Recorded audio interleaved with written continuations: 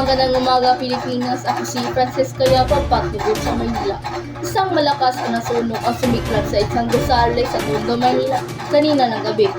Ayon sa mga ulat, halos 3 katao ang nasawi at 2 ang nasugatan sa insidente. Patuloy ang investigasyon ng mga otoridad upang matukoy ang sanhi ng sunog. Ang mga biktima ay kasalukuyang inaasistahan ng mga lokal na otoridad at mga NGO.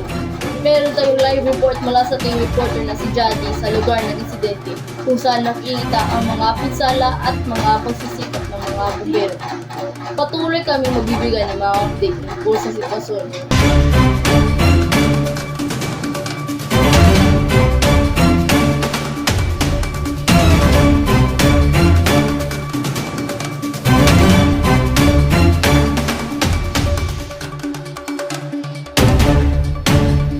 Sa inyo lahat, ako pala si Jari, nasa Tondo, Maynila. Ang pinsala ng sunog dyan likuran ko, ang aking mga kuha mula sa lugar.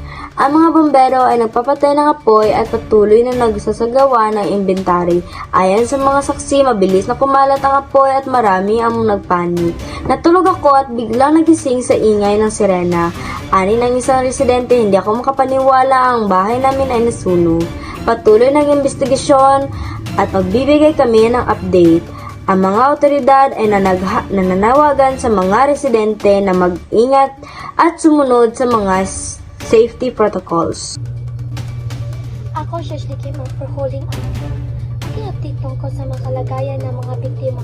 Ang dalawang nasugatan ay nasa stable condition sa ospital at tumatanggap ng tamang atensyon sa medikal. Nagkikiramay kami sa mga pamilya ng mga nasawi at patuloy na magbibigay ng suporta. Ang mga nasawi nakikilala sa mga otoridad ng mga pamilya nila ay inisitahan at pinapayuhan ng mga residente na mag-ingat sumunod ng mga safety rules, lalo na sa mga regular na pagsusuri ng mga kagamitang electrical at mag-ingat at posibleng manganib. Salamat sa panonood at mag-ingat kayo lahat. Patuloy kami magbibigay ng update tungkol sa mga sitwasyon.